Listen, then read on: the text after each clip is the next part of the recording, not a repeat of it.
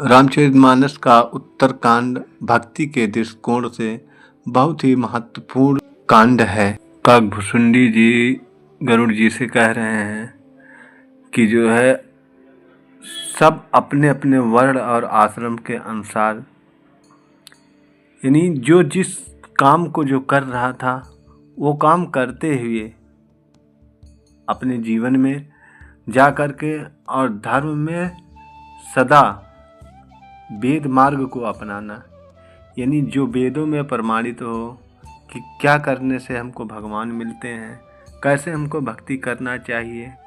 इस ढंग के से हमें भक्ति करना है। ये नहीं है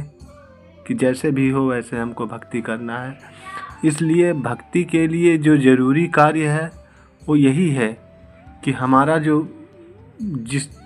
चीज़ के लिए किताब इशारा कर रही हो हमें वहाँ जाना चाहिए भक्ति करने के लिए। और बताते हैं कि वो सुख से परिपूर्ण होते हैं जो वेद मार्ग को अपनाते हैं, जो रामचरितमानस की बात को मानते हैं, जो गीता की बात को मानते हैं, वे जो है पूर्ण सुख पाते हैं और उन्हें इस संसार में कोई भय नहीं लगता, न शोक लगता है उनको, और न कोई उनको रोग भी यदि हो जाता है तो रोग भी उनको नहीं सताता, यानी पूर्ण रूप से वो सुखी हो जाते हैं। इसी चीज़ को सहनशाह अवतार सिंह जी महाराज अपने संपूर्ण अवतार वाणी में कहते हैं कि एक ज्योति है सबके अंदर, नर है चाहे नारी है, शूद्र वैश्य और ब्राह्मण क्षत्रिय, प्रभु की रचना सारी है। कि एक ज्योति है वो सबके अंदर एक समान रूप से है, वो चाहे नर हो चाहे नारी हो, चाहे ऊंच हो चाहे नीच हो। आगे लिखते हैं कि चाहे वो शूद्र हो, वैश्य या ब्राह्मण हो, सभी को प्रभु परमात्मा ने ही बनाया है। वे अपने से नहीं बने हुए हैं और सबके अंदर एक ही चीज़ का वास है, वो आत्मा का है, जो किसी जाति का नहीं है, किसी संप्रदाय का नहीं है, किसी आश्रम का नहीं है। इसी चीज़ को यहाँ रामचरितमानस में काकभुसुंडी जी गरुड़ जी से कह रहे हैं कि हमें जो है इस ढंग से ऊंच नीच का भेदभाव समाप्त करके जो कोई भी श्री राम के चरण के अनुरागी होते हैं वे इस जीवन में ही शरीर रहते हुए भी वह परम धाम को प्राप्त करते हैं, श्री राम जी का लोक को प्राप्त कर जाते हैं। यहाँ तक का भी पुरुष और स्त्री में कोई भेद नहीं बताते हुए वह कहते हैं कि दोनों राम भक्त के परायण हो सकते हैं, राम भक्त के अधिकारी हैं और सभी परम गति मोक्ष के अधिकारी बन सकते हैं। तो जो कोई मनुष्य चाहे वह श्री रामचंद्र जी को भर सकता है, वो चाहे मुसलमान हो, हिंदू हो,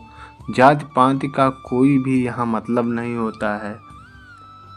भगवान के यहाँ सब एक समान हैं और उस समानता को हम जान कैसे पाएंगे, क्योंकि जब तक ये हमारे पास ये ब्रह्म ज्ञान नहीं होगा तब तक हम इस भेद को समझ नहीं सकते हैं कि यह जो रामचरितमानस है ये किस तरफ हमको इशारा कर रही है।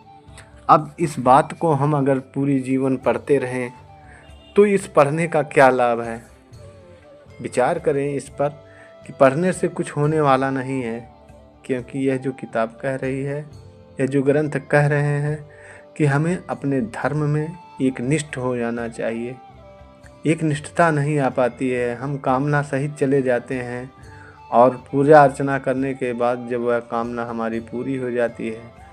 तो भी हम छोड़ देते हैं भक्ति को, और नहीं पूरी होती है तो भी छोड़ देते हैं। तो इसलिए हमें बिना कामना के ही भक्ति करना चाहिए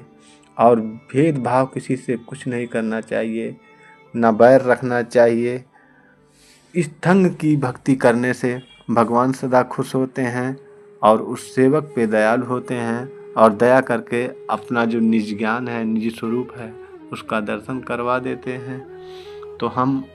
आज इस वीडियो के माध्यम से जो समझे हैं उसको जीवन में लागू करने का प्रयास करें, तब जाके हमारा जीवन सफल हो पाएगा। ऐसे ही वीडियो पाने के लिए हमारे चैनल को सब्सक्राइब करें, ताकि जो है ये जो वीडियो हम डालते हैं आपको तुरंत का तुरंत मिल सके और एक आप रास्ते पर चलते हुए परम लक्ष्य को प्राप्त करें। आप लोगों का वीडियो पर बने रहने के लिए बहुत बहुत धन्यवाद।